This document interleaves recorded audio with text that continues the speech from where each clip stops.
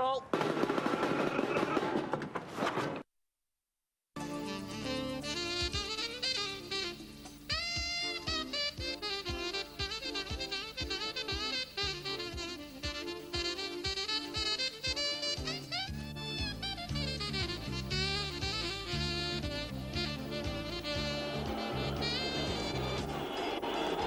there, perfect conditions this afternoon for sitting back, feet up, nice cosy fire and watching a bit of live footy on the telly. Manchester City against Aston Villa.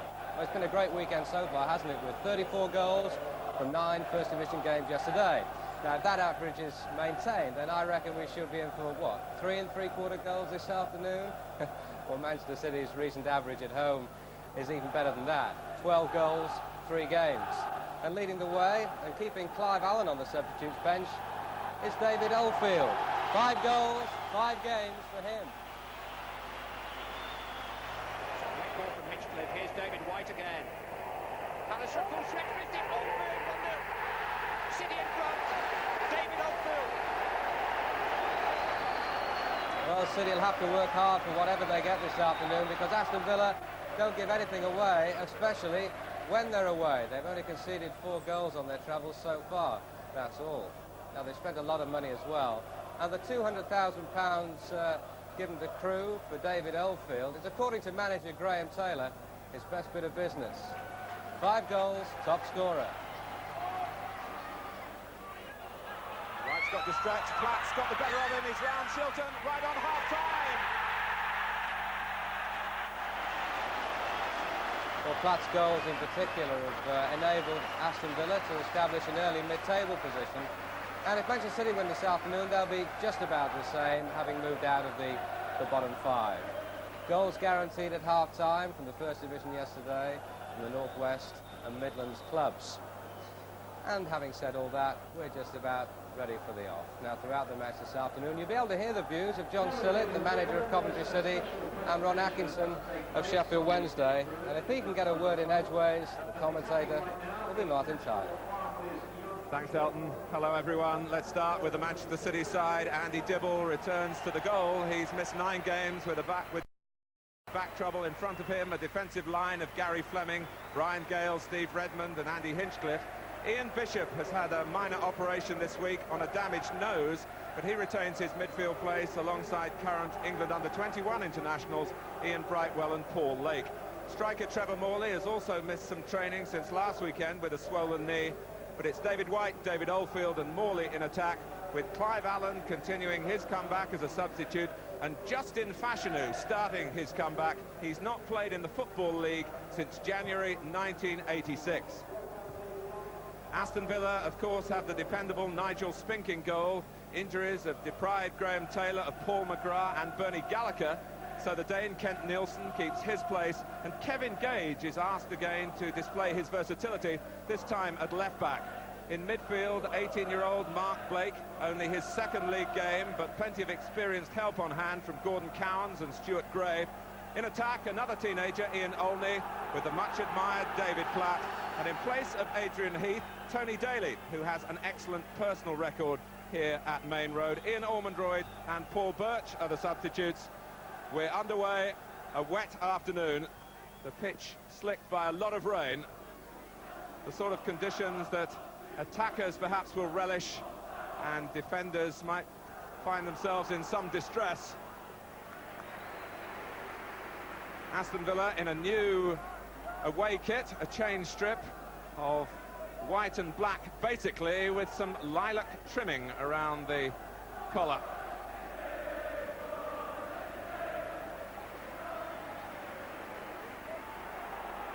Blake trying to squeeze it wide, but involved again the 18-year-old who comes from Nottingham and had a spell at junior level with Nottingham Forest.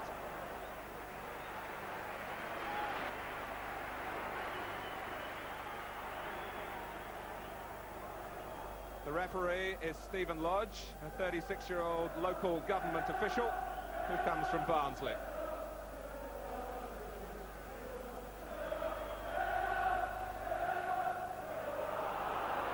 Morley. Manchester City trying to get numbers into the centre. Whether Morley was trying to cut the ball back or trying to make light of a difficult angle, only he will know for sure.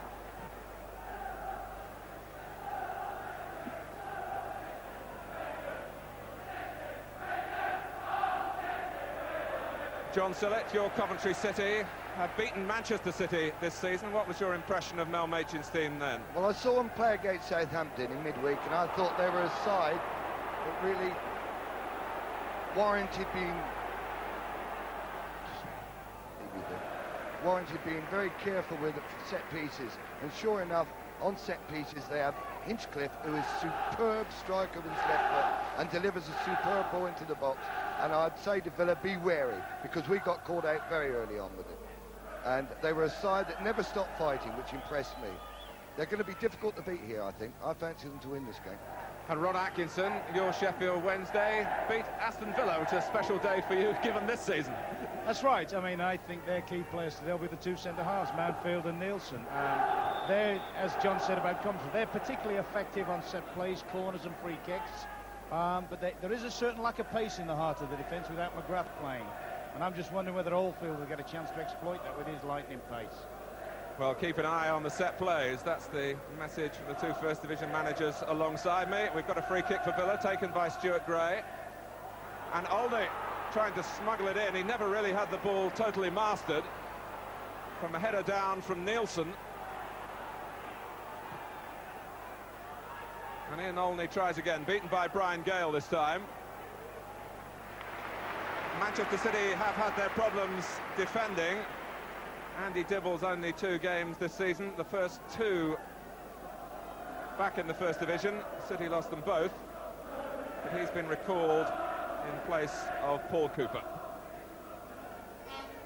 That's the only change, incidentally, from the side which lost 4-0 at Arsenal last week, but gave, even in those circumstances, a pretty good account of itself. It was Mountfield there. That was a shame there, really, Martin, because the boy Lakin made a tremendous run inside and the ball was just a little heavy. The player looked up, saw his run, but just made his pass a little heavy. Lake waiting by the near post area. Gale coming in from deeper, but Spink is in charge. There's a real zip about the early stages, though.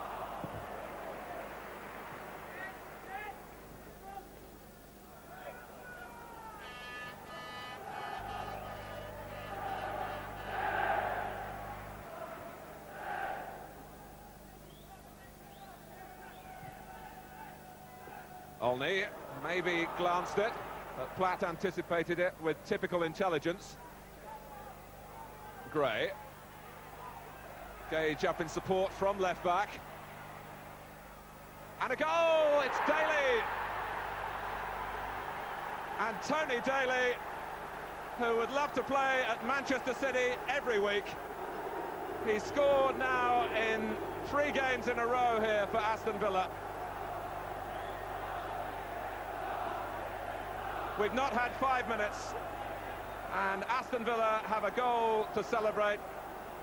Kevin Gage did very well indeed. Ron Atkinson. Yes, all credit to Kevin Gage. That's very similar to a goal we had scored against us yesterday.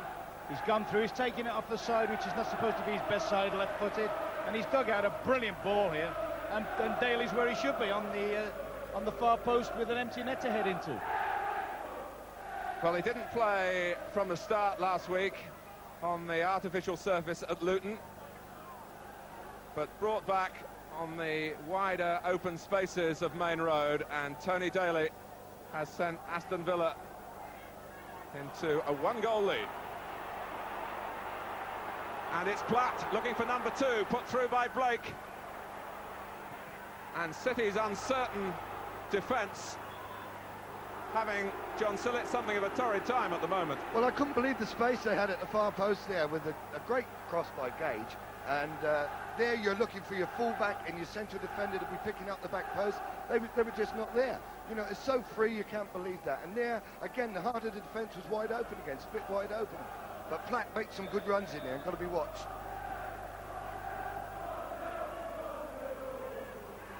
Blake was pushing. Yeah, the early signs are, Martin, that David Platt isn't going to play as an out-and-out front player. He's going to play just off of Olney and make runs from slightly deeper positions.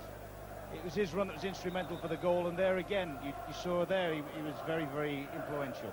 I have to ask you, Ron, when you were manager of Manchester United, you gave David Platt a free transfer. That's Do you regret that? Well, we did it. At the time, we had people like Whiteside and Mark Hughes well in front of him. The boy never looked as if he was going to break through, and I actually spoke to Dario Gradi and recommended him there. Full credit to him. It's a good example to any kid dropping down into the lower divisions.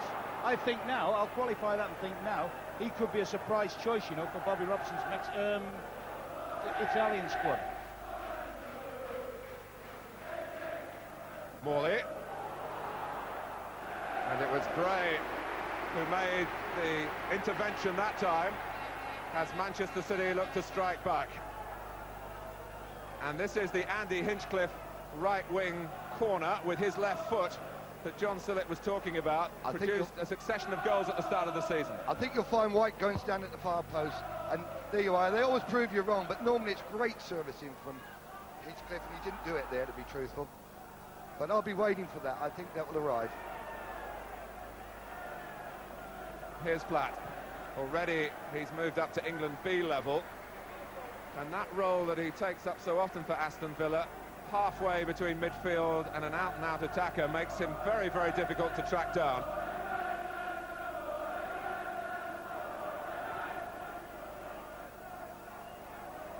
Good work on the ball from Ian Bishop.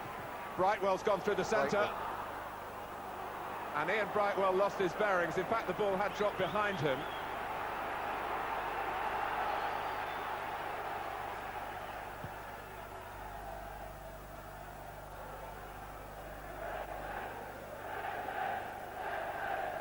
Price with the header out.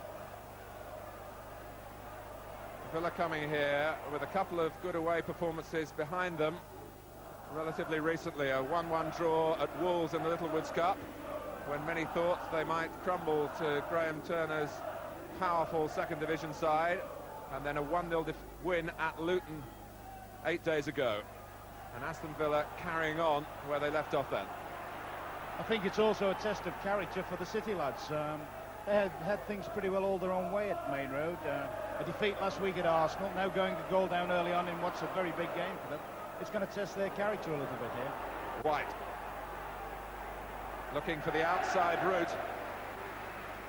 I like the start Bishop's made to the match. I think he's the boy who's going to, if Man City are going to get in this game, Bishop's got to be the one to create the pass, I think.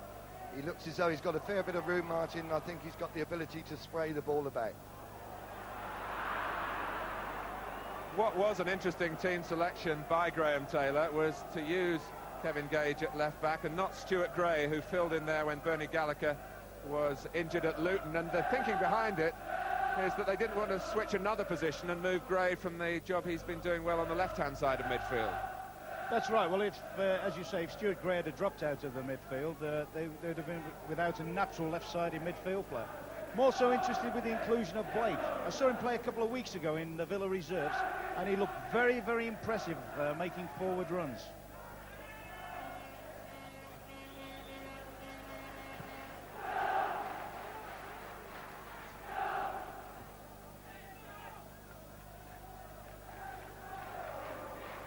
Bishop takes the free kick, and the ball veered away from Chris Price and towards Trevor Morley. Morley led his defender in brilliantly there, really, to get his body across the face of the defender, Martin. He was very unlucky. It's a very good header considering circumstances. I thought he did well to get in front. Mark Blake. John, have you seen him? Yes, I saw him in a youth match, and it was against Coventry, and the ball was played to the right winger, just level with the 18-yard box. Just break off as Manchester City have the ball with their right winger, David White.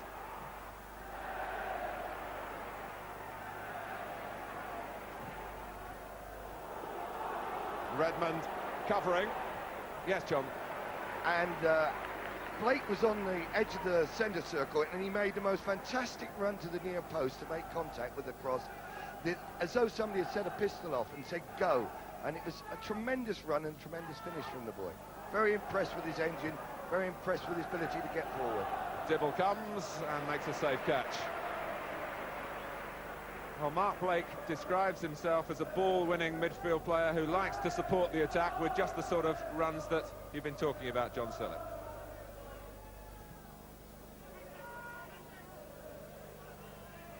The back header from Morley. Here's Gage.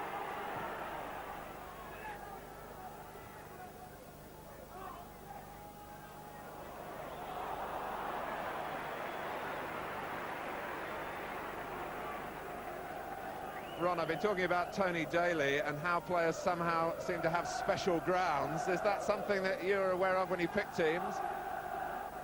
I think so, yes. Sometimes you talk about horses for courses, and the thing about Main Road, of course, is a big wide pitch, and somebody like Daly, who's a little bit of a flying machine. White coming in. Can possibly exploit the wide open spaces, very much as the lad White does for City. I mean, a lot of, whenever you see City in action, very often it's White that's starting the first move, hitting the ball across the face of the goal, which he's very, very good at. And I could see Daly, given the service, doing the same job. I think our fans, that's Coventry and Sheffield fans, think Ron and I both pick horses, I think, all the time instead of footballers, Mark.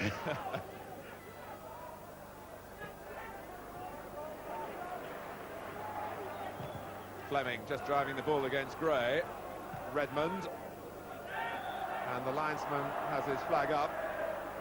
If you've just joined us on this wet Sunday afternoon, Aston Villa with Kevin Gage here, having played a major part in the goal scored by Tony Daly in the 5th minute. Aston Villa are leading Manchester City at Main Road by 1-0.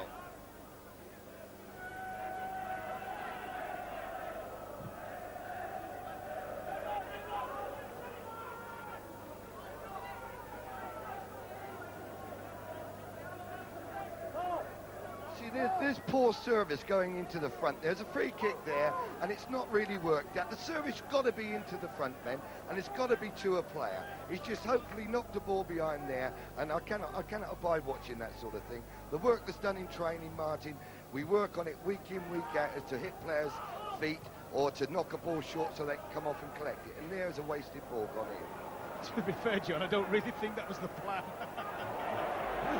Here's Gale. What's he going to do with it? He's got Oldfield through the centre, and White, as usual, providing the width on the right-hand side. Across on the run. It's a difficult technique.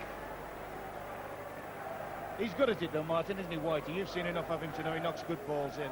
And that's the first time, I think, in the game that they've tried to play a ball in behind the Villa defence, which is very, very important. They'll certainly expose Nielsen for lack of pace if they can get the ball through enough.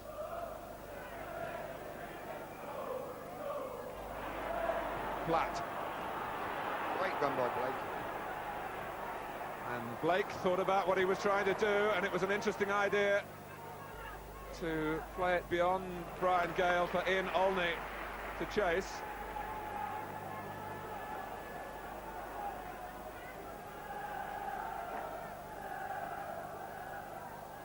Bishop giving Fleming a problem. David Platt went in with a rather awkward lunge that might have conceded a free kick, but it hasn't prevented the referee awarding Villa the corner. And Derek Mountfield is certainly the man in form in terms of contributing goals from set plays for Villa. Scored in each of the last 2 games. But this is Lake, and City look to spring out and use the driving, running power of Oldfield. But again, Gage was equal to the task.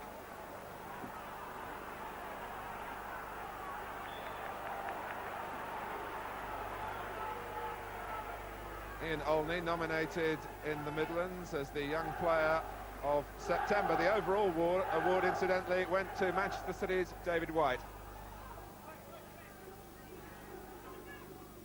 Lovely touch by Olney. Delightful flick for Cowans. Daly's in there hunting again. And Paul Lake, who's quite capable of playing as a defender, defending from midfield on that occasion, very tidily. Yeah, he's somebody, you know, I think he could be one of the great players of the 90s, Paul Lake. Versatile. I don't think he's really set off this season as well as he's done in the past.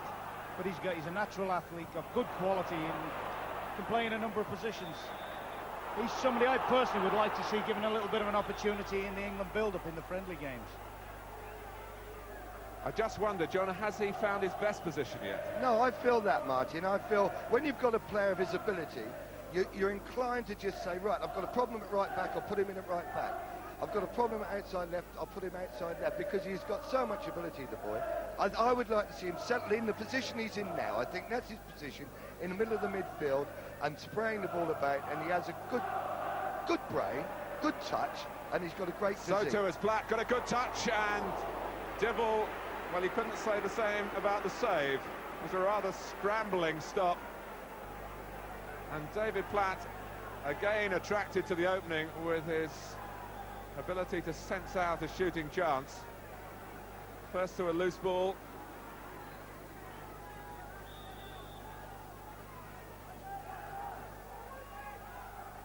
Came off Redmond. Yes, certainly at the moment, Martin, City's back four is all at, well, it's the sixes and sevens. They can't pick up, as you say, Platt is giving them all sorts of problems on his runs. That's a solid header by Gale, but directed only back where the ball had come from to Cowans. Olney.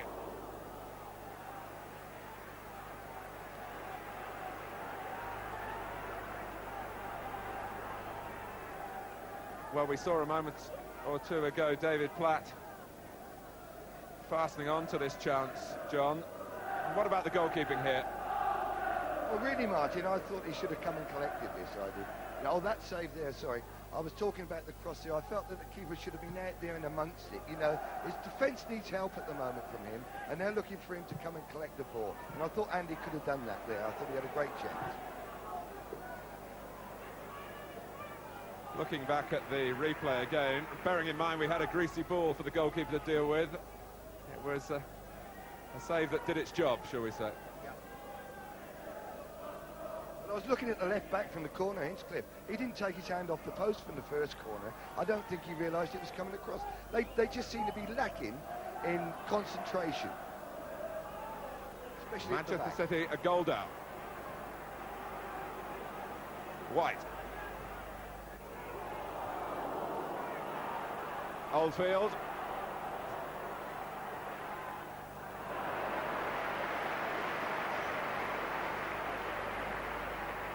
David Oldfield, 5 goals in his previous 5 games. Coming to terms now with his life at Manchester City. Coming here, an expensive signing, £650,000 from Luton Town. And yet, relatively inexperienced at Luton, where he was often used as a substitute and in and out of the side. Lake.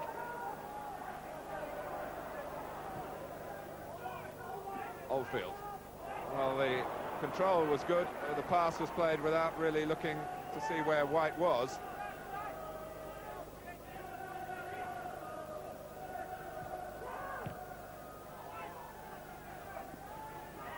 Platt. John, I think there was been some talk in the Midlands that Aston Villa were coming here to spoil the game, but it hasn't started like that. Obviously the early goal helped. Yeah, no way though. You know, the way they started off, Martin, it's obvious they were going to get men forward and they were going to push forward. And playing the young boy Blake, I think that shows that really and daily that they want to get the ball into the opposing half and let Platt do his work from there, because he is tremendous at the moment. He's as good a striker as there is in the First Division, in my opinion. Olney earns Villa a free kick. I think they're a little bit unlucky there, the Villa, because as Olney was negotiating the ball, Blake has set off on a flying run through the middle of the City defence. I think that's rather hindered them, the referee blowing up for a free kick there. Maybe Derek Mountfield will be pleased, though, if it's given him the opportunity to come forward again. Martin, I'm looking here. Nobody seems to have the job to pick anybody up in the Man City defence. Platt's free again. That came off Lake, and Mountfield is going to get there. And Dibble rescued Manchester City. Platt was flying in, He thought the ball was loose and he was entitled to compete for it. That wasn't a feeling shared by the Manchester City defenders, and Andy Dibble is laid out. The referee is going to talk to Platt, and the notebook is out. I think Platty's been punished there by his own enthusiasm. Certainly the keeper hadn't got a safe hold on the ball. In fact, Dibble's been out for a while and looks a little bit rusty. The ball's half loose. I think Platt's gone in with a genuine desire to try and score a goal. Ron, we would have given him a rollicking at half-time if he hadn't gone for that, wouldn't we? Oh, exactly right. I mean, I think he's very unlucky. I think the referee's been a bit hasty there. You don't like to see goalkeepers getting kicked in the head like the boy probably has done, but you've got to take into account a player's intentions, and certainly, knowing Platty as well, I don't think he's the type of boy that would go and try and kick a lump off a keeper. He's definitely tried to play the ball for me. Well, let's get a word now from the touchline, Gary Newbon.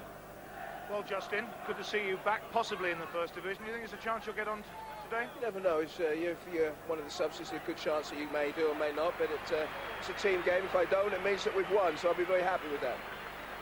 How do you think it's going so far? Manchester City looking a little bit suspect at the back. Well, it's early days yet, and Aston Villa are a good team. They're attacking us well and hard at the moment, but we'll just keep going. It's a long way to go as yet.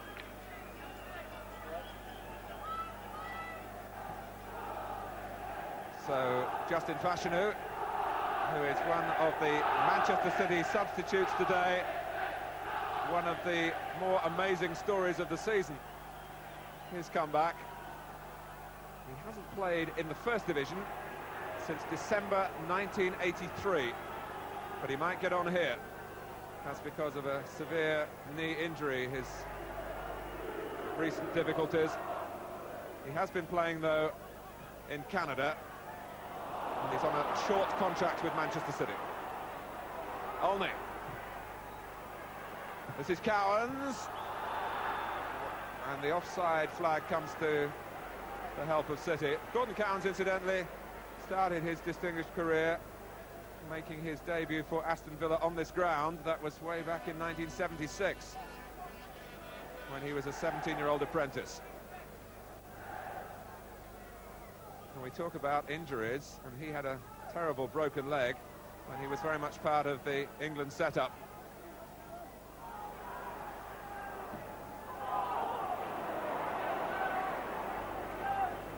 Aston Villa continue to do well.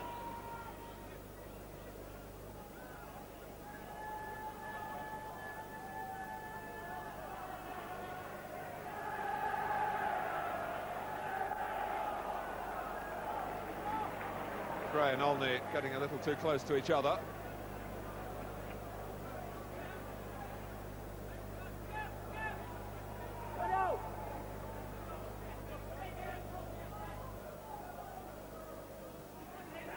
Nielsen. Well, Redmond wanting to keep the ball and not just boot it away, and then measure a pass for White. Just skidded off the damp surface beyond David White. For that understanding, Redmond and White have been playing in the same team since they were 12-year-olds. And how well Manchester City have developed as a family club, really. They haven't been able to buy players. Their finances have been in a parlour state, although that's improving now. So they produce their own. I think a lot of that credit, Martin, goes to Ken Barnes. He's done a superb job scouting for them. Ken Barnes, the chief scout, father of Peter Barnes, of course. That was one youngster who was always going to come and play for Manchester City. Well, it's Bishop over the ball. And Hinchcliffe who shoots. Chris Bryce came out bravely.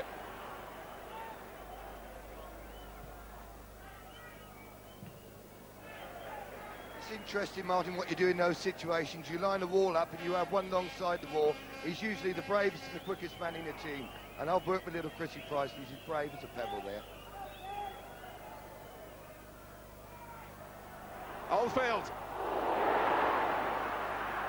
There was a moment of opportunism, really. Hardly a created chance. But the ball fell David Oldfield's way, and he was looking to drive it inside the near post. Yeah, I think that's the mark of a lad that's scoring goals. I mean, he didn't need a second look at it, did he? It just falls in a little bit of space, a little bit of, well, very little time, and bang, he's had a go, and he's very unlucky there. John, that was Ian Olney back defending, and sometimes strikers can be your own worst enemies in their own box. They're a disaster normally, they have been for me at times, but at the same time you need them back there. If the big centre-half comes up, you've got to bring your big strikers back with them, and hopefully with all the work you do at it, you hope it's going to turn out all right on the day. Yesterday we had one of those days where it just didn't turn right, Martin. I was hoping we could get through with the two of you without mentioning yesterday's results. Well, don't mention it then.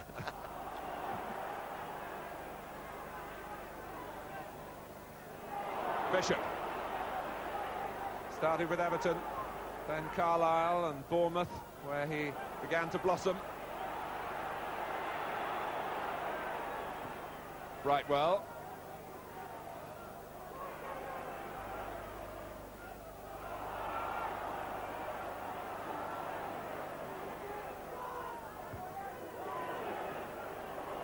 Well, Gale playing it to Gage, two former Wimbledon players, but they're on opposing sides here.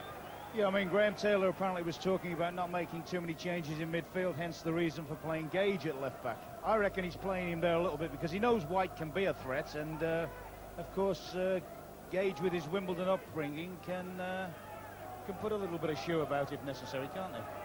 Well, I think he knows what his leather boots are for. Let's put it that way, Rob. He has autographed the back of the odd leg.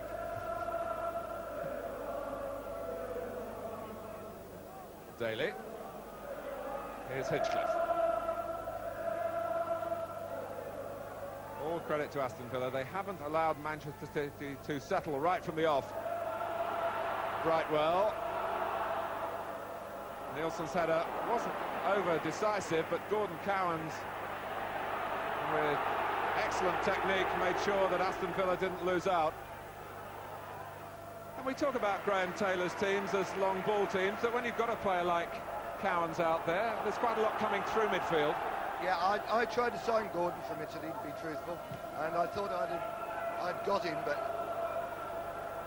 at the last minute he decided Villa, you know, the Twangs of Villa obviously pulled very heavily on the deal, and he decided to join them. But I fancied Gordon to sit in the middle of my midfield and spray the ball about to feet, and he has got that great ability still, even at this age, to do that. You're talking, John, when he came back from his 3 years in Italy, that you were in for him then, yes. That's right.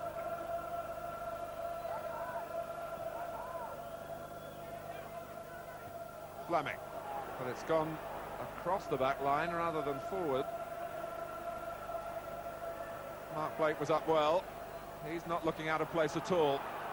The 18-year-old playing only his second league game.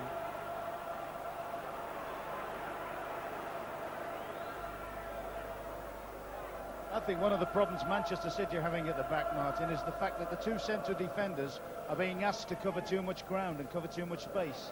Both Fleming and Hinchcliffe like to push on from the full-back positions, and it means that Gale and Redmond have got an awful lot of ground to cover, and Platt in particular is exploiting that space. Brightwell's run offside,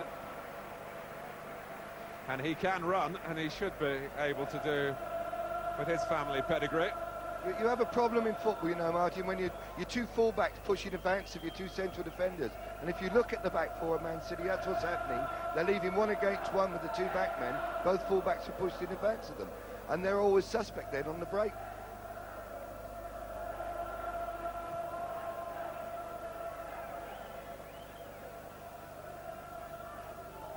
Chrissy Price is a young boy I signed from Hereford. It looks as though we went to the same barbers while we were there. And he'd be pleased for me to say he's still only 29 and got a lot of football left in him. In fact, a late entrant into the First Division arena.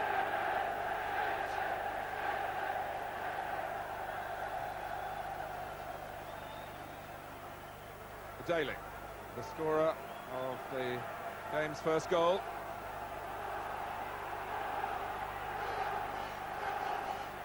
Still Daly. Broken up by Redmond. Only Oldfield is forward for Manchester City, but support was closer at hand from Lake. Morley. There's some polish about this move. It's really the best that City have put together, and it came on the counter-attack. Yeah, it was a great move from the City. Spinks was interesting there. He was giving the defenders a little bit of flack. I think there's a fair amount of hesitation on his point.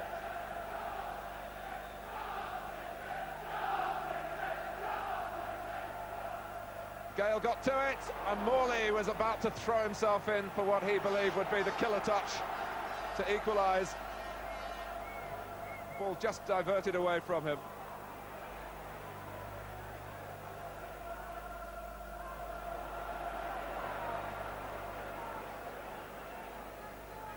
I think there, Martin, young Blake must have covered 60 yards to try and latch onto that pass. Realising he can't get it, he shuts the keeper off and he forces Redmond into an error, which keeps the Villa on the attack here.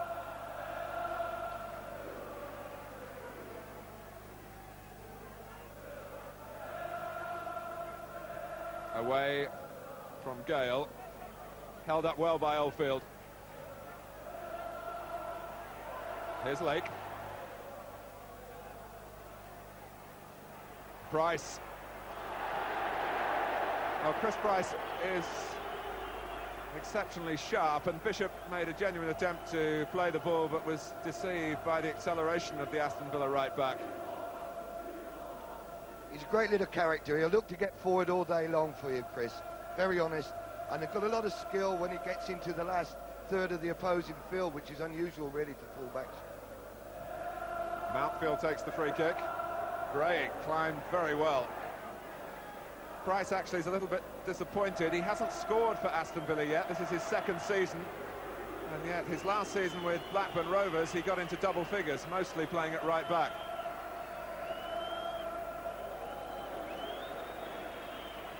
He scored some great goals for me at Hereford by picking up crosses from the left where he'd made blind runs into the box.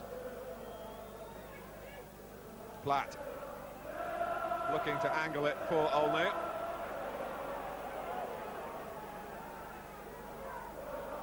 By blind runs, Martin, I don't mean he had his hand over his eyes. I mean he's coming on the opposite side to what the defenders would expect him to come on. They'll be looking one way and he comes round the back of them.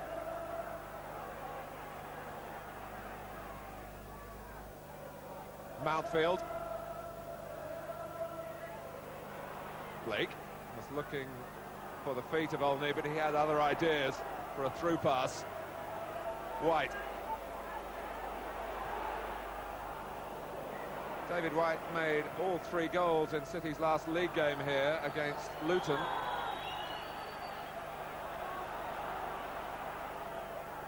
Hinchcliffe.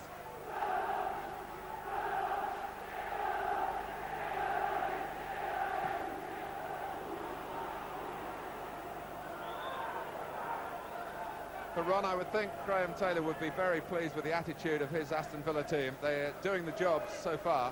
Yes, they've played very well, very controlled. They've got a game plan and they've stuck at it. The only little disappointing area of their play, I would think, is that Daly perhaps hasn't had quite as much of the ball in the wide position as they possibly would have liked to have get at him.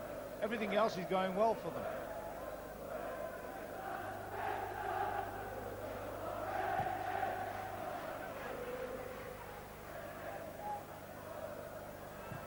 Mountfield. Tony Daly, a real Aston Villa product, born and brought up close to Villa Park, very much has the club at heart.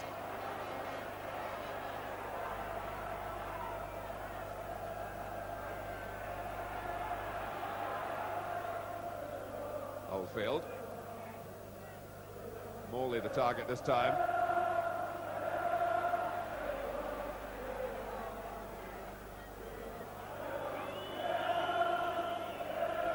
Aston Villa, who missed out on relegation last season by just 1 point and 1 place, and there were some doubters in the West Midlands the way they started off this time. But they're involved in a useful run at the moment, and it would be very satisfying for the management and indeed for the supporters if they could continue that at Main Road. Yeah, that just shows what confidence can do for you, Martin. I saw them play against Liverpool earlier in the season. They got well hammered, finished in a 1-1 draw, They look very nervous and hesitant against us. But today, 2 or 3 good results behind them. They're playing well, they're playing composed, they're knocking it about. And the lad up front looks as if he's running on fresh air, this Platty.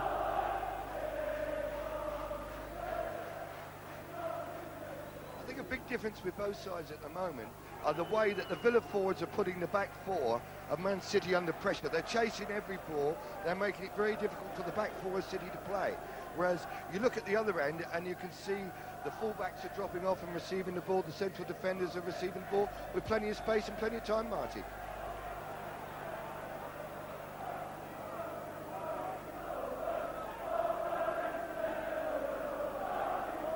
Eight minutes to go to half-time. Andy Hinchcliffe with the free kick. On from White, and Spink has to come.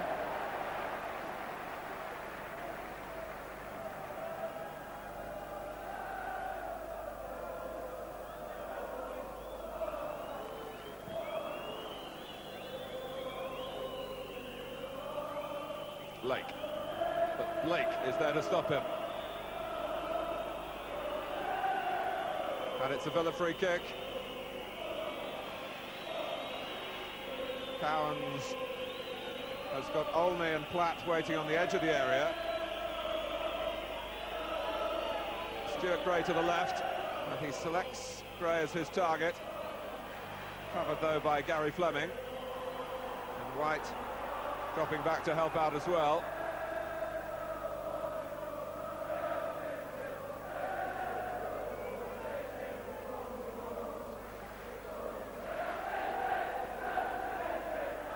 Gage.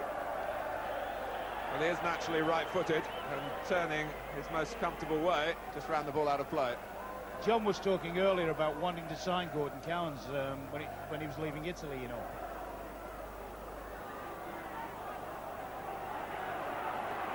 Platt. I think you were concerned there, Ron, that David Platt was going to do something dramatic. Yeah, it looks as if something was going to happen, didn't it? And I just wonder how much of a coincidence it is that Villa's run has coincided with his return in the middle of midfield.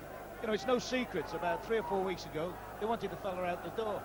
Good pros come back in, and looks as if he's going to say, "I'll show people there's plenty of life in me." And Blake, with the strength that is one of his attributes, but by no means the only one. Mark Blake played for England schoolboys, England youth. Scored a goal at Wembley in a schoolboy international against Italy that was also live on television.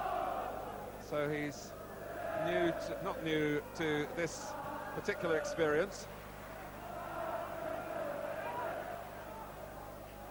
I knew his father well, Martin Sexton. And it's Blake diving in again. Manchester City in a position where they've got to fight their way back into the game on their own ground.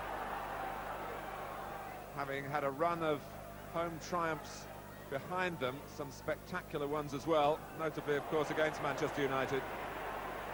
But it's a different story in this match.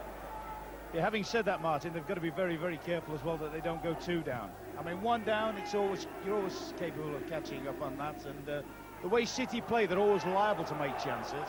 I mean, we've been a little bit critical of the way they defended, but in all credit to them, they play the game in a terrific way. I mean, it's a sort of football that, particularly when it's coming up, I'd watch.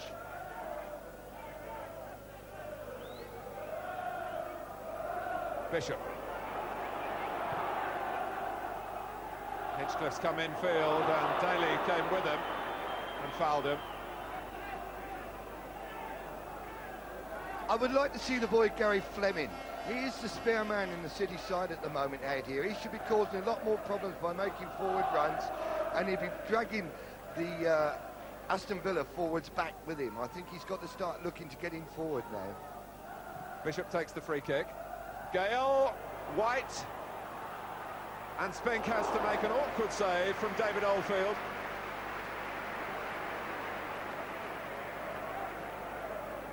A ball that bounced up at the goalkeeper.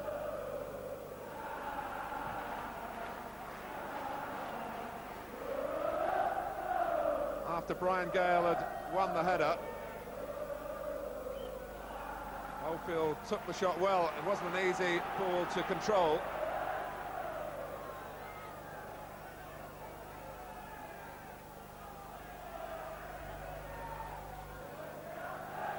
Bishop. Mountfield was so tight on Morley, he felt him coming and looked to slip him. That's the first time they've tried to turn their defenders, and I think that's a way that Man City have got to play. They've got to play balls into feet and ask the strikers to try and turn down the channels, because the two central defenders lack a little pace. Well, problems here for Aston Villa, but the wall does its job from the shot from Bishop.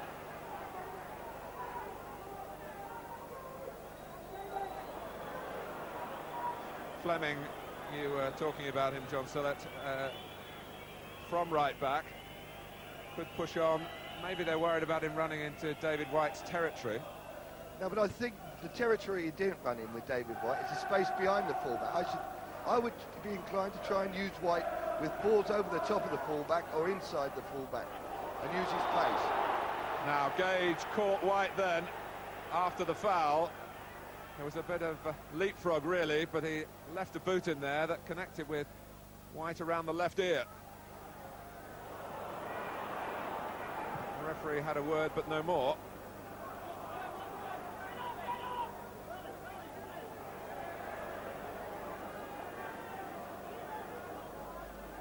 Well, if you've just joined us, this is the one goal that you missed, made by Kevin Gage, scored at the far post by Tony Daly in the 5th minute.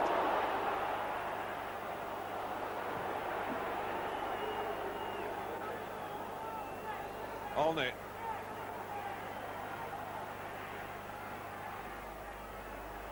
He screened it well. Now Gage. Oldfield. Running away from Cowans. Hinchcliffe is up with him and free. Aston Villa turning to try and repair the damage, and they do that. You know, that's a situation, but Andy Hinchcliffe has worked at that, at knocking balls in from that position. I bet he does about 100 of those a week, and of 100 he'll probably knock 95 perfect balls in. When it's needed to produce 5 minutes before half-time in a vital league game, just couldn't make it. I'd have a little bit of a disagreement with John. John was talking about Fleming's going to come forward. I would think if I was Mal Mason, I'd be quite happy to sit Fleming in and make sure that the Villa strikers didn't get too much space, but make sure when he does get it, John, that he services White. I think if White had plenty of good possession, he could give him doubts. Well, the possession was with Daly, and it concerned Hinchcliffe so much that he made a rash challenge. Sometimes you feel, watching Tony Daly, John, I don't know what it's like when you put a team up against him, but you wonder whether he knows exactly himself what he's going to do, but it can often be very spectacular. He's got great balance and he's got great pace, and as you say, Marty, I agree with you. You wouldn't know where he's going to go, and I honestly think sometimes he doesn't know, but at the same time you look for his end product, and his end product has been more than useful. But we'll go back to the point Ron was talking about. With Fleming, if he was coming in and pushing his central defender over one and saying, right, you're the spare man, I would accept his point. But seeing as it is, he's playing in a little hole here. Just to cut across you, John, this is the free kick Aston Villa have scored from in their last 2 games. Mountfield both times, he's right in there again. At Wolves and at Luton, both taken by Cowans, with the ball bent in towards the goalkeeper, but in that area behind the back line of defenders. But not 3rd time in a row yet.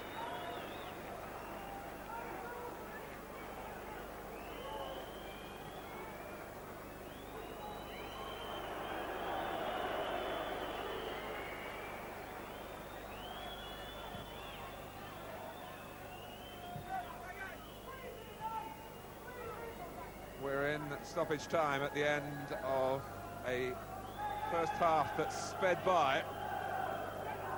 A first half that Aston Villa can be proud of. Manchester City less so, although the signs towards the end of the half that they were beginning to warm to their task, which was made more difficult by Tony Daly returning to the Aston Villa side with a goal on a ground where he's done so well in past years. After the break, we've got action from yesterday's lavish First Division programme, so stay with us. We'll be back in just a couple of minutes. Half-time at Main Road, Manchester City 0, Aston Villa 1. Welcome back. Very lively first half here at Main Road. We've got a goal. It's been that sort of weekend, really, isn't it? Well, another opportunity now to look back at some of yesterday's First Division games involving North West and Midlands clubs. Starting off at the Den and Liverpool's heaviest league defeat under Kenny Dalglish's management. Brian Moore.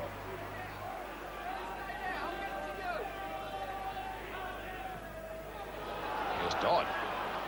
There's his cross. A terrific goal by Rideout.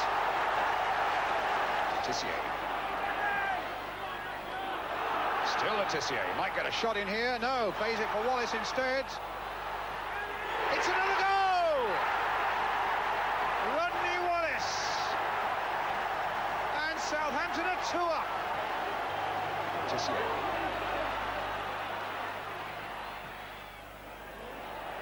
Wallace arriving on the far side. It's 3 for Southampton. Barnes to Burrows. Penalty given. So Peter Beardsley. And he scores. Wallace. It's a good cross by Wallace. Oh, it's a fine goal by Le Tissier. Number 4 for Southampton, and that really is the end for Liverpool. Well, Arsenal failed in their takeover bid at Spurs on Wednesday and came a cropper again at Everton. Bantamweight Pat Nevin getting the better of Arsenal's heavyweight division. And the skills of Tony Cottee are beginning to surface at last. How about that for a £2 million flop? Neil MacDonald doing the bit Cottee was brought to do, but who's complaining? Cottee assuming the role of creator again. Pat Nevin in the unlikely role of predator, scoring twice in a league game for only the second time in his career. Twinkle, twinkle, little star. Vintage Nevin. Everton, magnificent, 3-0. Manchester United pinched this routine from City. Steve Bruce on the end of Lee Sharp's Andy Hinchcliffe-style corner. Sharp again, Agrizovic overstretching. Mark Hughes. Lovely move to set up Michael Phelan's first league goal in United colours. 3-0. Still to come, Mark Hughes' party piece. This, one of United's good days. Now, before John Sillett throws himself off the gantry, Coventry's only moment of consolation, Kevin Drinker's first league goal for his new club. Chelsea had Graham Roberts back at Derby, inspiration guaranteed. The only thing he had to do was find a way past Peter Shilton, which is never guaranteed. Kerry Dixon came up with the goods on the hour. Wimbledon opened up against Forest with an Eric Young special 4 yards out. Forest, of course, prefer to complicate the game, passing movements, subtle touches, you know, things like that. Steve Hodges' equaliser. Hodge it was who played the little ball there for Gary Parker to make it 2-1 just before half-time. Then Gary Crosby was brought down. Crosby on the floor, Sager's disgusted, Bing. Stuart Pearce with a penalty kick, 3-1 Forest, 3 wins, back-to-back. So winning becoming a habit again for Forest, as it was for so long last season. The biggest movers this weekend, Everton, up 4 to pole position. And whatever happens here at Main Road this afternoon, the top of the First Division won't be affected. I can tell you that Clive Allen is out there on the pitch at the moment, limbering up with the old City favourite Tony Book. That looks to be almost certain that he will come on in the second half, possibly in place of Ian Brightwell, we've just heard. And Manchester City's other substitute this afternoon, of course, is Justin Fashanu. The half-time score here at Main Road, Manchester City 0, Aston Villa 1. We'll be back soon. Sides have made tactical substitutions. Aston Villa have brought on Paul Birch to play wide on the right of their midfield. They've taken Mark Blake off. David Platt, we understand, is going to drop a little deeper, and they're hoping to get Tony Daly to use his pace through the centre in the second half, having been confined to playing on the right in the first 45 minutes. Clive Allen is on for Ian Brightwell. Manchester City, understandably, a goal down, looking for more up front.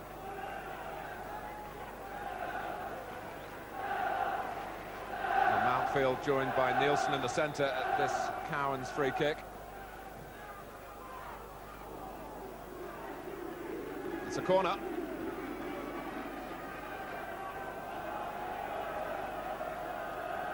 It's amazing how Derek Mountfield has a knack of scoring goals.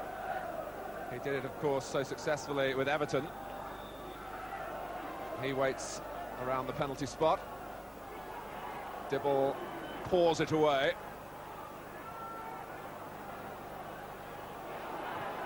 Oh, and Gage and Price both guilty of sloppy play, really, and it's got Price into trouble. Clive Allen determined to make an impact straight away. John Sillett. I can't believe that. There's a fella there that's made a great defensive recovery and he's being booked for it. For me, I thought he did exceptionally well to get back there. Sean Newman's got a Twickenham for your holidays. The fella's played a horrible, ugly back pass. Allen's got a more than even money chance of getting it, and Price has done nothing more than impede him. He's in another era, he's been... We'd love them doing a bit more for us than that. I want them to get back there and to get their body in front and do that sort of thing, me. I'm not saying give silly fouls away, but I'm saying get your body back across him and say, right, let's get hold of that ball and start playing again. John, I'll tell you what I find an interesting situation, the fact that Malmachin should select two central strikers as substitutes. And we understand that he's got McNabb available as well. You know, when you're picking your side, you always like to try and balance it off with, say, one defender, one striker. I was trying to work out what he'd be saying at half-time, Ron, to his players. You know, for me, I think Clive Allen, I'm a fan of his because he's always done well against us, I suppose, really. But I think he's a must in any side because he's got that great knack of scoring goals. And to pick him as a sub surprised me at the start. I would have definitely had him on the park.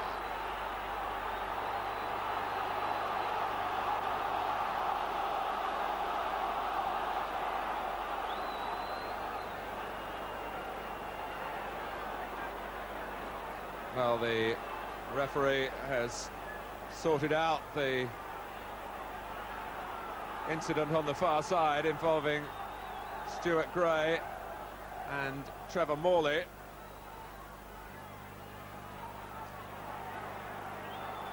We'll go back to my point. Yes, John. I feel that Clive Allen's a great mover. It's a red card, I'm sorry, I've got to cut across you then. And they both have to go. Morley, who played his first game for Manchester City against Aston Villa early in 1988. And Stephen Lodge saw the episode on the far side. Morley makes the long walk with Stuart Gray for company. Well, it all started at this throw.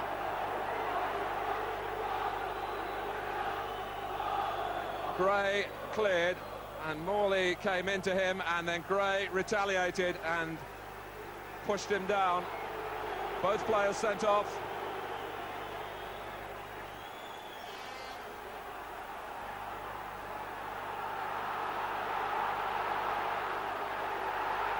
Price, but there was a push by Allen.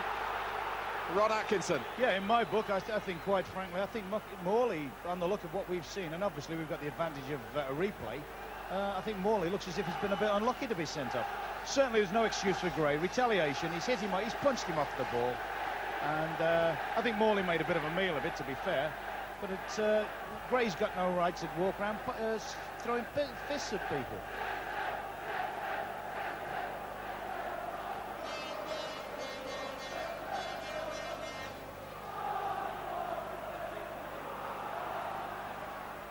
Price. It's 10 aside. And two clubs with good disciplinary records have each lost a player. Yeah, the interesting thing, it hasn't been a particularly angry game. I mean, the emphasis by and large has been put on control football, and we've seen a number of bookings and now two sending offs.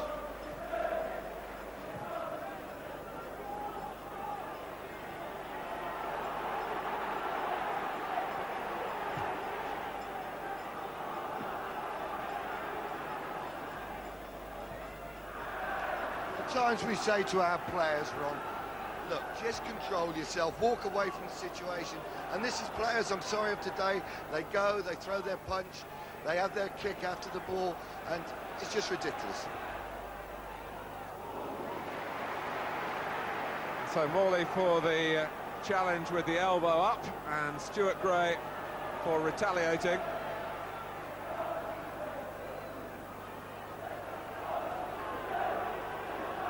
Both experienced players. John Sillett, your view on this?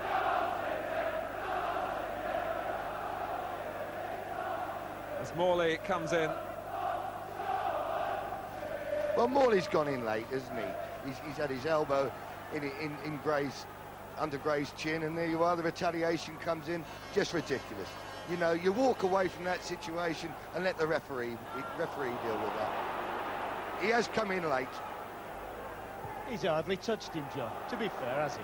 No, not really, Ron, but he's come in late, you know, and therefore the referee has given a foul and he goes and retaliates. You haven't got a leg to stand on as a manager or a coach. I mean, the number of times you see a situation like that where players bump into each other or collide or whatever, and I mean, there's no real need for what Gray's done. I think Gray's totally out of order there, to be fair. White.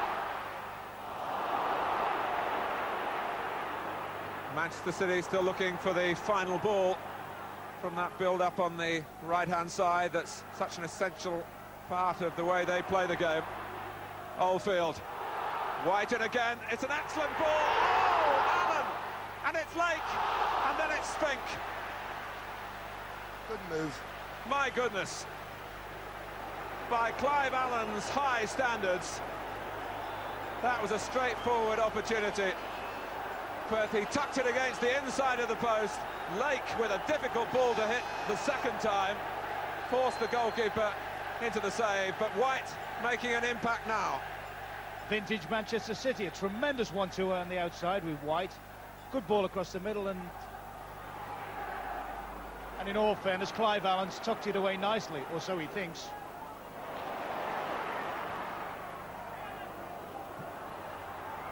It's Allen again. I've watched him train so often, and he concentrates all the time on hitting the target. And I suppose he was off target, but by millimetres. I would have gone home skint again. I'd have put my wages on him scoring there. He is superb in those situations. I'd have been brassic linked.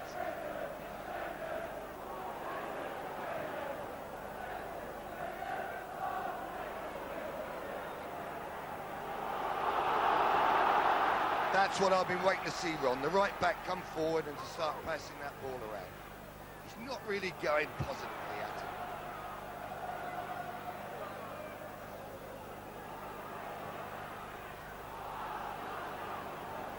But Clive Allen started his career with Queen's Park Rangers, and his very first league goal was against Aston Villa back in March 1979, and he came on as a substitute then. And lightning nearly struck against Villa again.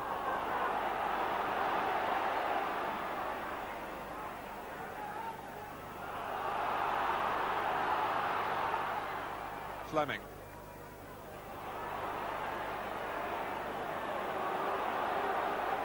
Much better from Manchester City at the moment. But Lake wanted a player to the left and Hinchcliffe wasn't there. He'd held his ground, so they go through the middle. Oldfield, play on. Swan Lake.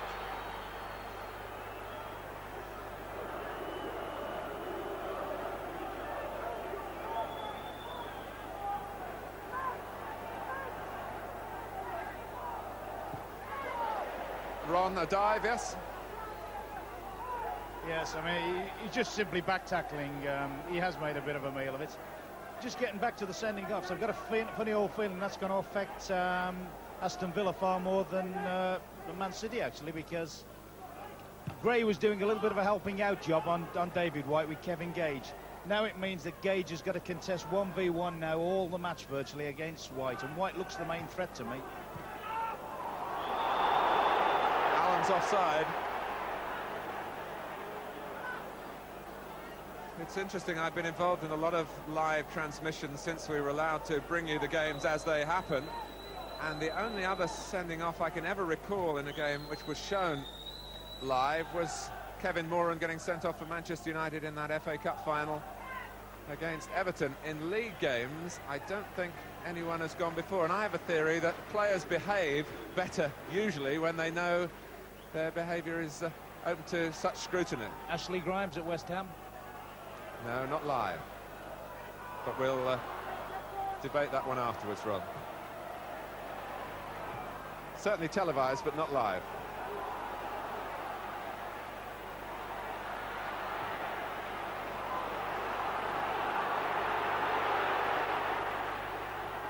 Bishop. That's a magnificent ball for David White on the gallop.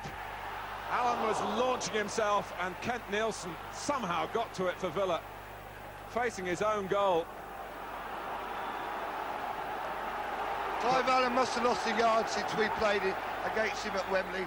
That was the cross, very similar to the goal he scored against us when we played in the final at Wembley when he played for Tottenham. He led his defender in, Trevor Peake, on that day brilliantly. There he was a yard short. Great cross, great ball over the fullback's head. White whips it in with the left foot. Allen! That season, John, he finished it off against you. 49 goals. He started it with a hat-trick on the opening day of the season against Aston Villa. Yeah, he had a great year that year. That was his year, wasn't it? But he's been on 10 minutes and might have had the same already. He's had 3 good strikes at goal already. He's definitely improved the forward line for Man City for me. He's come there, he's had 1 very good chances and 2 half chances already. That's more than they made in the first half.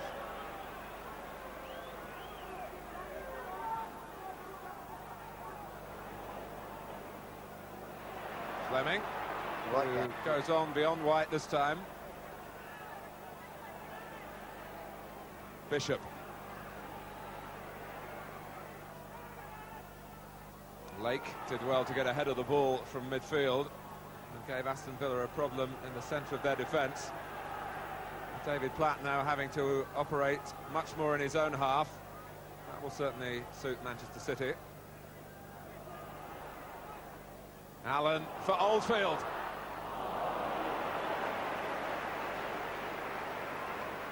Yes, looking at not only the sendings off, but the substitutions at half-time. I wondered about Graham Taylor. I thought that was a brave decision to drop Platty back into midfield because he'd been arguably the best player on the field first half and was causing the Man City backlines all sorts of problems. Talking of problems, here we go again. I think he's realised he's already booked him once and doesn't want to get involved. Since David Platt's come out of the front line, it automatically means Man City are able to just build up pressure on Aston Villa. I think Daly's gone wide on the left a little bit, and they're playing with just the 1 striker up now, Ron. Yeah, I think at the moment they're just trying to do a containing job because obviously they've got the cushion of the lead, but quite frankly, Man City have got the bit between the teeth now. Allen, as you say, has given them a hell of a new dimension. That looks a good balance, Allen and Oldfield. One that can hold it up and play, and the other that can run on.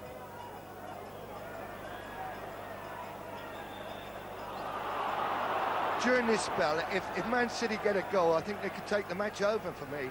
I think they're at a stage now where it's vital that they get that break in the box and they get that goal.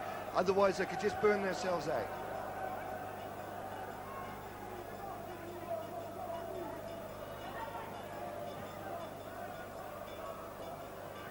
Well, sandwiched here between the wisdom and the wit of John Sillett and Ron Atkinson. One of my jobs is to keep you appraised with the score and the time. There's half an hour left, and Aston Villa still lead 1-0 with John Ward, their assistant manager, Graham Taylor just behind him, and Ian Ormonroy getting ready for action.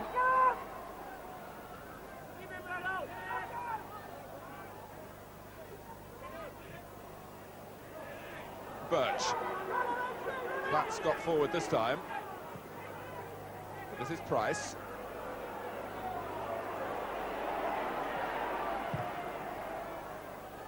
Platt wanted to let it run, but in fact it wasn't an opinion shared really by Tony Daly, who was somewhat flat-footed behind him. I've got a feeling Daly could be the one to come off if he brings Ormond-Royd on. I just wonder whether he, in fact, Graham Taylor will bring Ormond-Royd on and playing wide on the left to try and help contain the menace of White. Gale. Aston Villa check back as a group.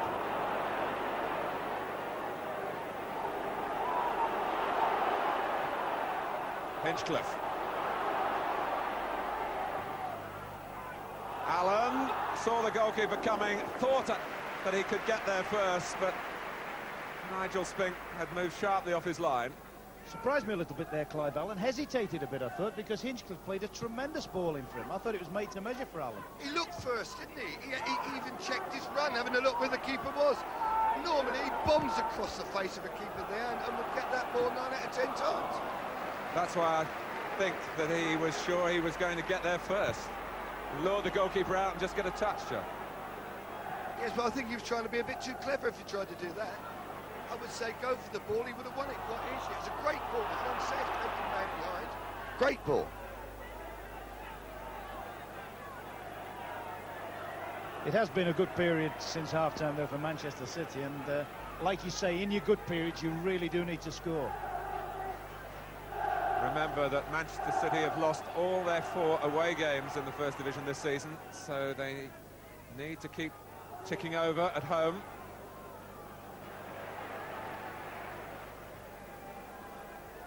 Birch,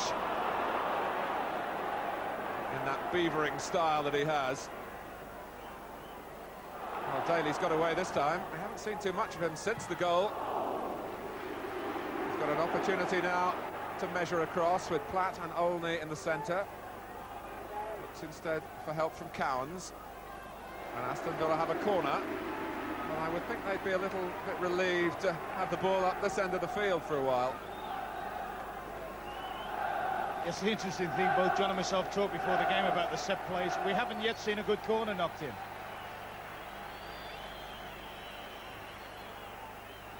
Mountfield! Oh, it's in! Ian Olney, we've seen a good corner now, Ron. Just about to say we have now. That proved you wrong, Ron, again. That's the game. That was a great ball in, wasn't it? Yeah, but that was exactly the point I was trying to make. I mean, Gordon Cowans would call himself a corner kick specialist. Hinchcliffe, as you said earlier, is brilliant, and yet prior to that, John, there's been 5 corners or so. That was perfect. Mountfield blocked by Fleming twice, but Olney found the roof of the net, and Aston Villa emerged from a period when their lead was being threatened to increase it. City 0, Villa 2. We're in the 19th minute of the second half. I can't see the substitute coming on now. I made that mistake at Millwall, where I was going to pull young David Smith off, and at that time I gave him the sort of 1 minute warning. He went straight past the fullback and knocked it in the back of the net. So I had to put the number back in of the player I was going to, David Smith, the number 11. And about 5 minutes later, I got Mickey Ginn's number out, number 7. And as it came off, he said, "Sil, why did you take me off?" I said, "Yours was the next number, son. You were so unlucky." Well, Derek Mountfield almost added to his rising tally, but it was only the scorer. A 19-year-old learning his trade, really, in the First Division.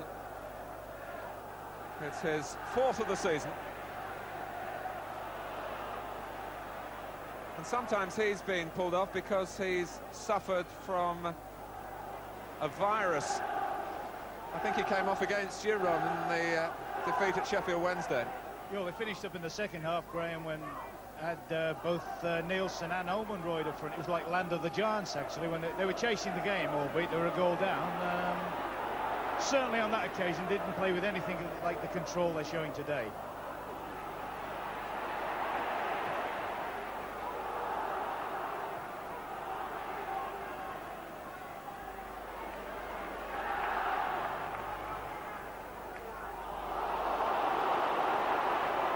Birch.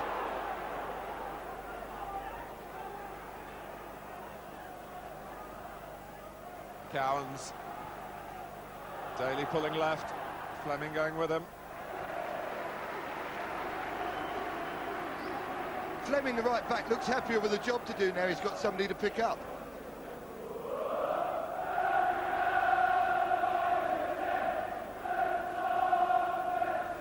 Oh, and Gale has had the ball taken from him by Platt, who anticipated that brilliantly.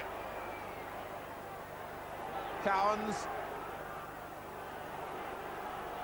lifted it for Platt, who's still onside. Olney was penalised. Man City look dead at the back. They're not closing people down. There's no life in them. They've got to pick themselves up now and say, come on, how are we going to sort this out? And the first thing you've got to do is give effort for your club. And there they are. They're just sort of ambling in their own 18-yard box instead of seeing the urgency and really committing themselves to the job that's needed, which is to get some tackles in and win this ball and start getting forward.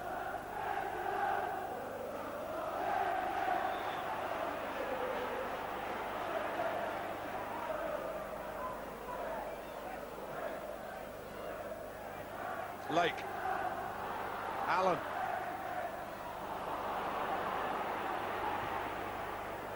The outlet for Aston Villa is Tony Daly. He's one-on-one against Fleming, but he ran into an area where Bishop could supply some cover. It's another individual battle here. Oldfield and Nielsen. Kent Nielsen, who hopes to be going to the World Cup finals with Denmark. He got a crucial goal for his country against Romania the week before last.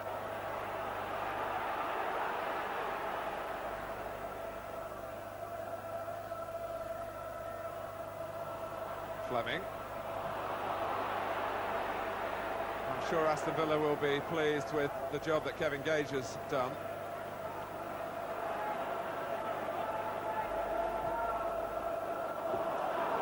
Well, the first time Aston Villa ever came to play Manchester City in Manchester was in the last century. They won 2-0. The last time they came was early in 1988.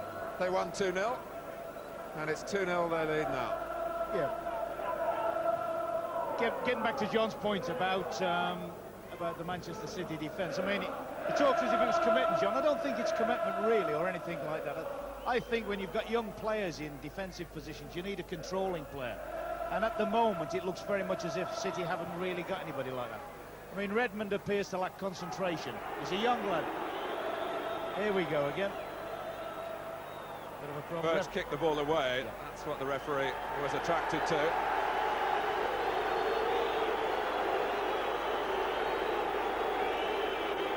Back to league football comes Justin Fashanu.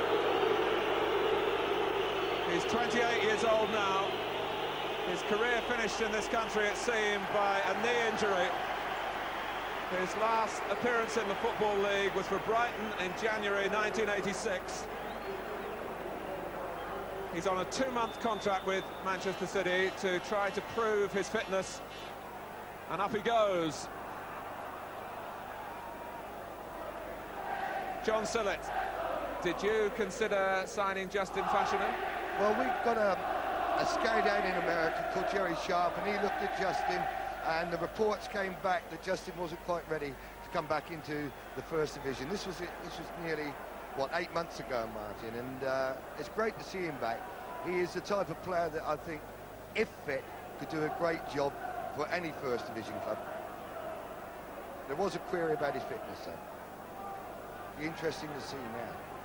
He's been playing in a most accomplished way for the City reserve team, alongside a number of experienced players, like McNabb and Megson, who've been out of favour. But Daly, no doubting his fitness.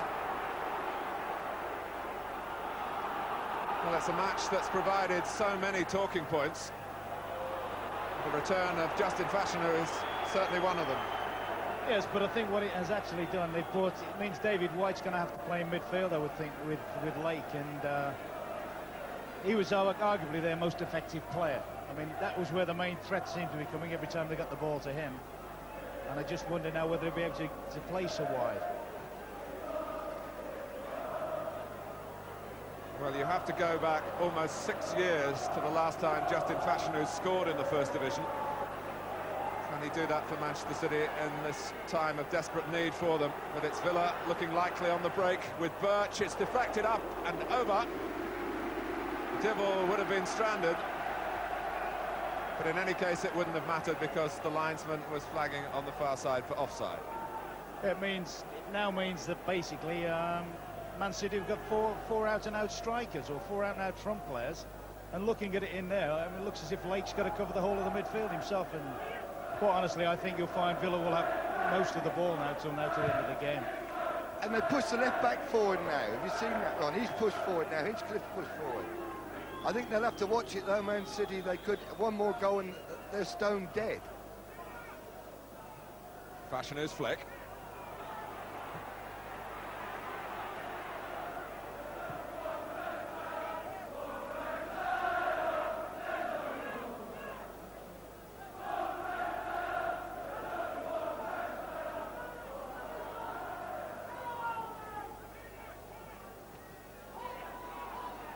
Olney. Birch is a spare man, and it's Chris Price. 3 in the centre for Aston Villa. Daly! It was an inviting cross. Great forward run by Chrissy Price here, and a great ball in, and Daly, to be fair to him, did well to get across the face of his defender, come across the front of him there. That's the type I'll be looking for from Man City to get players forward in those departments now. They've got to start saying to their fullbacks, well, go on, push on me. But at the same time, they've got to also keep a level at the back whereby they're not committing the suicide that could happen. I think, John, they've got too many players forward. I think they've got 4 forwards standing up there. Yeah, but Ron, at the moment...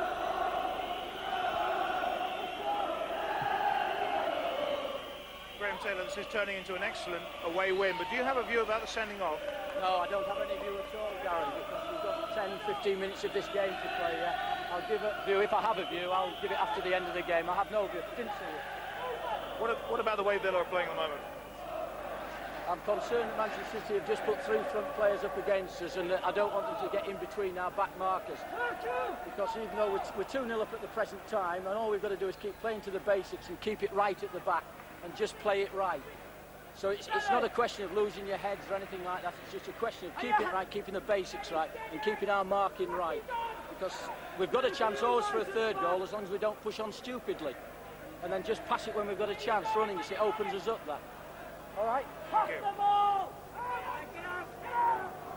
Our thanks to Graham Taylor for sharing his thoughts with us.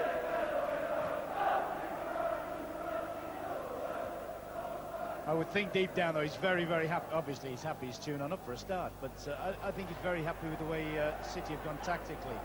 It virtually means Villa can control the middle of the field without too much problems, and as you say, they could spend the next 15 minutes or so just passing the ball to each other. Aston Villa have come through a tricky start to the second half. Their supporters who haven't made the journey to Main Road are watching in the central television area. I'm sure we're concerned, sitting on the edge of their sofas perhaps. But they'll be more relaxed now, and here's Birch looking to add more cause for comfort. I couldn't agree more with what Graham Taylor said. Basically there, he's right, he's got to keep his shape at the back and just have his players, when they receive the ball, to do the simple thing and just knock it easy. And I think chances will come again. The one thing you can say about Manchester City, though, it's been true down the years for them, they are always capable of scoring. Somehow, whoever's been the manager here, they found it hard to change something of a tradition. So unpredictable, Manchester City. Lake met it. In fact, if Justin Fashanu had called him then, Lake might have let the ball run on.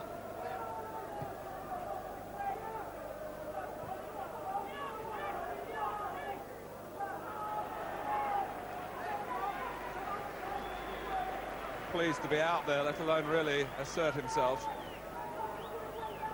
We're into the last quarter of an hour.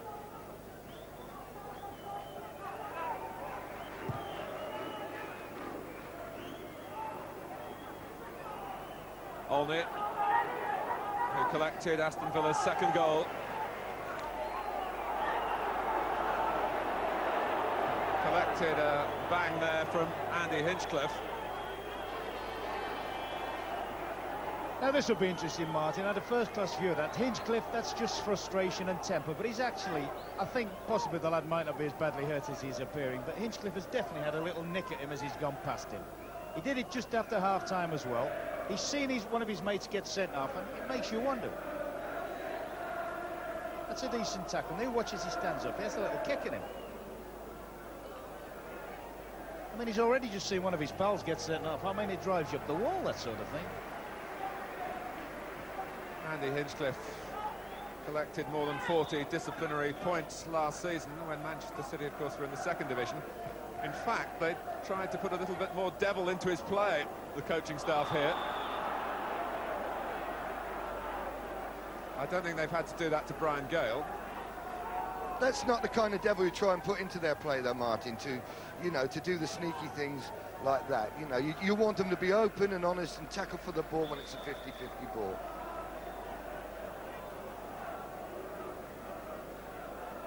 Aston Villa with 2 goals on their side, time on their side. Mountfield, again, attracted to the ball in.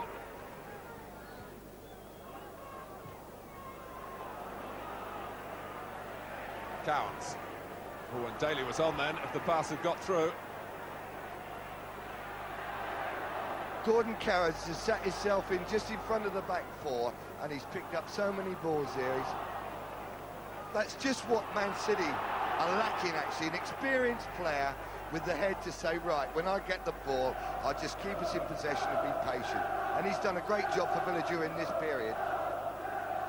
I bet he can't really believe, though, the freedom he's getting in there now. I mean, since the second goal, I think City's team play's gone all to pot. I mean, they were looking very good before that. Okay, a bit unfortunate the sending off incident. Sure, they went 2 down, but certainly they've thrown all sort of shape and discipline all over the place now. Villa can virtually play at will now. You see any Villa player now, he's in 10 yards of space when he receives the ball. But there's still enough time left for Manchester City if they could score quickly to jangle some Aston Villa nerves. I mean, they had a really nice shape up front, didn't they, with White on the right and Allen and Oldfield blending in the middle. And okay, they were unfortunate to go 2 down, but you always had the feeling they could have pulled something back. Now that, for me, that seems to have gone. I can't see any way back for them now. I really can't. I know that's a saying you should never make. In fact, as Graham Taylor said, there's probably more chance of Villa catching them on the break. Well, that looks the biggest threat to me, that Villa are going to catch them. You know, the boy Daly at the moment is running 1 against 1, and he's definitely going to get by in a minute, and he could notch another one.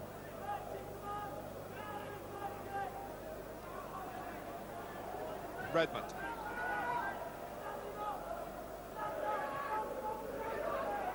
Redmond will look for Fashanu here and find him. Well, the little touches haven't come off for Manchester City today. Olney, that's a great ball. Birch, and that was a great idea because Platt was unattended in the centre. For Aston Villa, with an organised pattern of play, responded in a very professional way to the call of Graham Taylor, to what he's asked them to do. Got the boost of a goal after 5 minutes, and apart really from a spell early in the second half, when Clive Allen hit the post, they've never looked back. When the game was 11 aside, and since the sending off of Morley and Stuart Gray, since it's been 10 aside.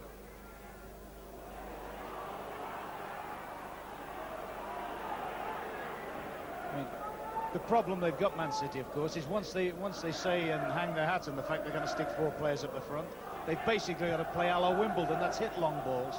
Well, my experience of watching City play, that's not the way they play. They're better at playing the passing game. There it is, Ron. Just boot it into the heart of Villa's defending. That's a launch, and I'm not so sure. I mean, people like Clive Allen aren't going to thrive on that sort of thing. Whereas if they'd have just been patient and played their passing game, they might still have created chances. They were certainly doing so beforehand.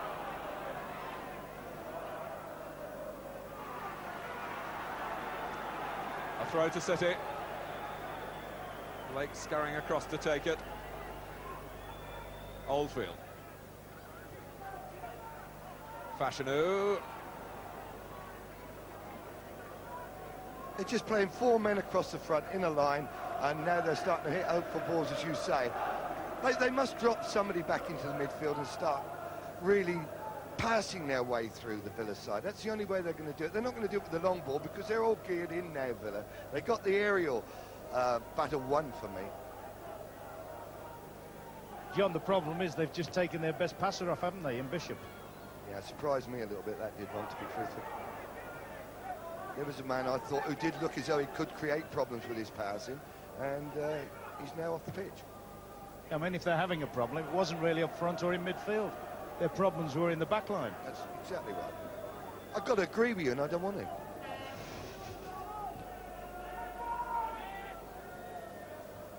Eight minutes left. Manchester City 0, Aston Villa 2.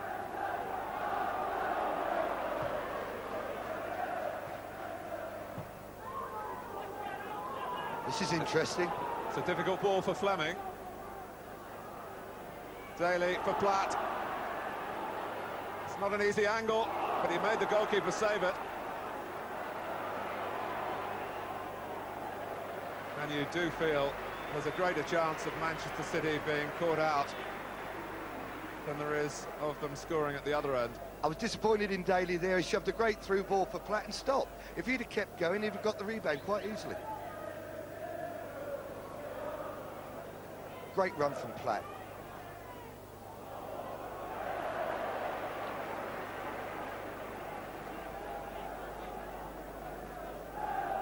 Dibble got his angles right, but it came off the goalkeeper, and there was no one following in, as John Sillett said.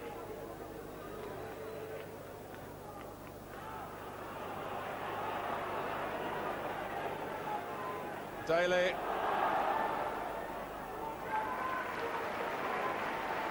Once or twice the gaps have looked as wide as a motorway for Aston Villa to drive through. Redmond. Here's White. Fleming's outside him. Wasn't a bad try. Been well impressed with him, David White. He's one of those, whenever I've been here in the past, you always wonder if he's going to make a good player. Had the little spell where he played right full-back. Now, you know, he's on the crest of a wave.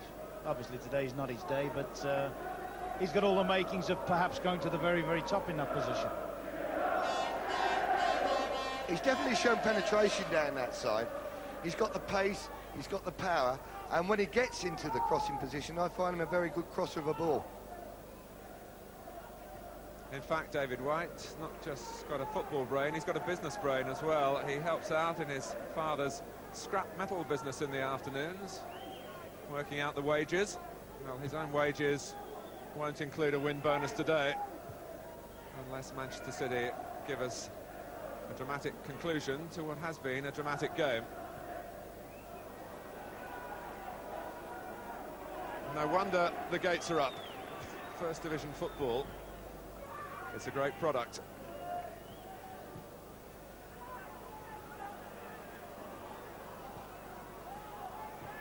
Okay. Platt.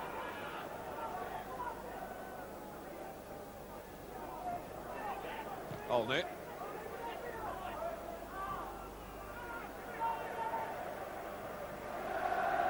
It's a big pitch, Ron, to play a ten-a-side game on. There'll be some tired players out there. Well, that's right. Certainly they'll all have light blue shirts on because the Villa players won't be tired. I mean, they'll be fresh as daisies now.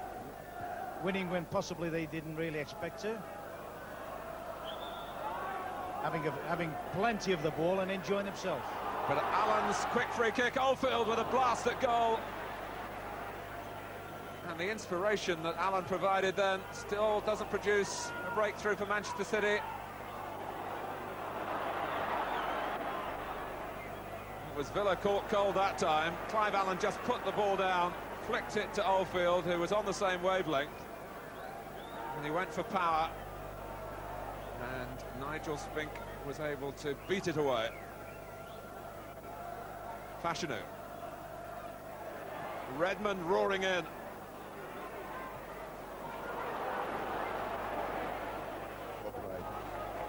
Well, last season I remember Tony Dorigo running from inside his own half to score for Chelsea when Manchester City were chasing a game, and Villa almost in a position to do the same. But that was typical sharpness by Clive Allen. The set piece is a quick little back heel. That's how sharp strikers got to be. They've got to be aware, and they've got to do things so quickly. And he was so sharp there, and I love that type of thing, I do. Platt and Redmond. An untidy tangle. No free kick. Tell you what hasn't gone unnoticed, the fact that Ian Olney's doing a smashing job at right full back, you know.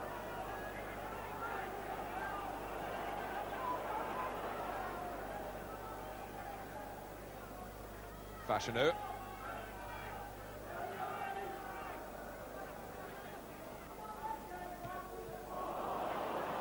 Olney defending again, but Redmond, and it's Birch with acres of space, and Tony Daly across the pitch. The flag has stayed down, and Andy Dibble dropped down to prevent what looked like a certain third for Villa. That's about the third time the boy Redmond has given away a silly ball. You know, what they should be doing now is making sure they don't make those mistakes, because there's so much trouble at the back they're going to be in. Birch played it. Ron Atkinson, I thought he might have been offside, Daly. Yes, I was fully expecting the flag to go up. Well, that would have been an own goal. It came off the Dane, Kent Nielsen, under pressure from Fashanu. But it's a corner.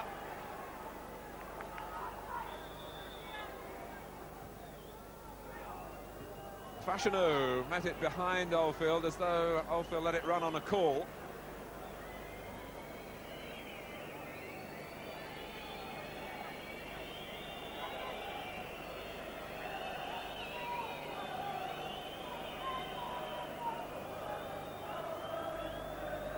Well, we're inside the last 2 minutes. Ron Atkinson, your impressions and perhaps a man of the match from you?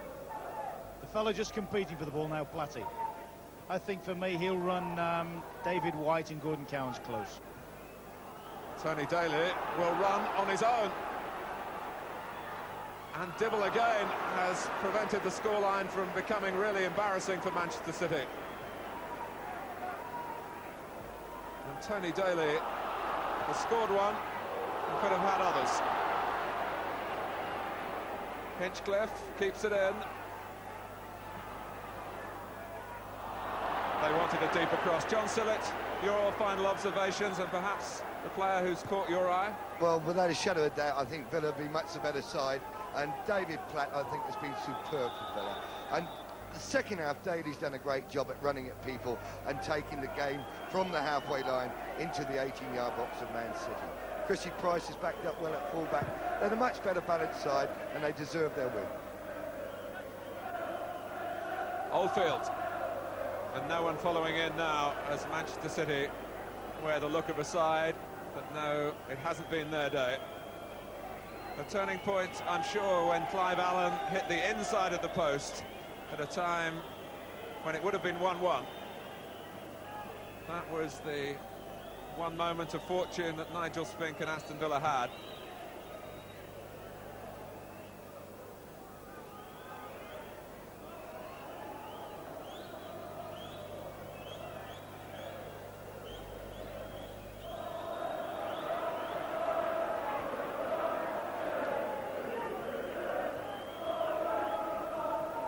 Redmond. Allen. And Fashanu beaten to it by Spink. But Justin Fashanu's return will certainly spark a paragraph or two, I'm sure, in tomorrow's newspapers.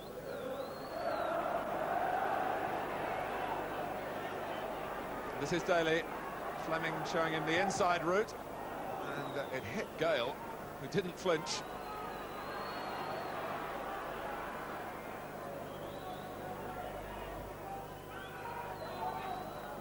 For Aston Villa, this coming hard on the heels of a fine away performance at Wolves in the Littlewoods Cup and at Luton in the league.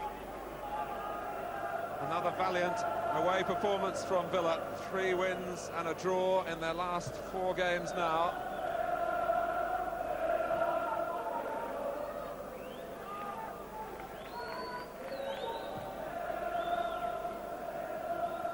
Nielsen. Is there something still for City? Hinchcliffe. Allen.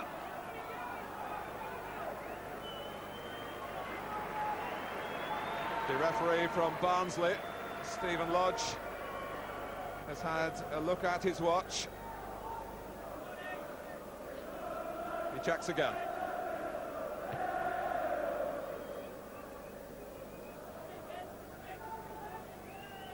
Manchester City, remember, came here having won their last 4 games at Main Road. 12 goals in the last 3 of them. But Aston Villa did their homework.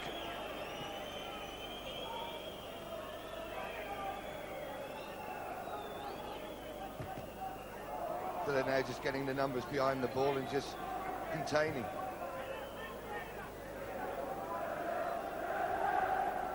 Platt.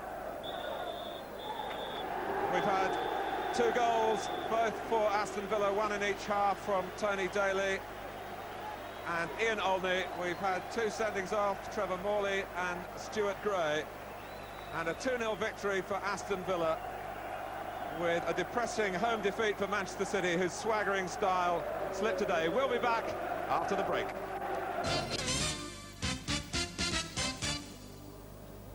Welcome back. We really have run out of time. Just time, in fact, for me to tell you that the match is back next Sunday afternoon at 3 o'clock. That's 3:30 rather. That's Liverpool against Spurs.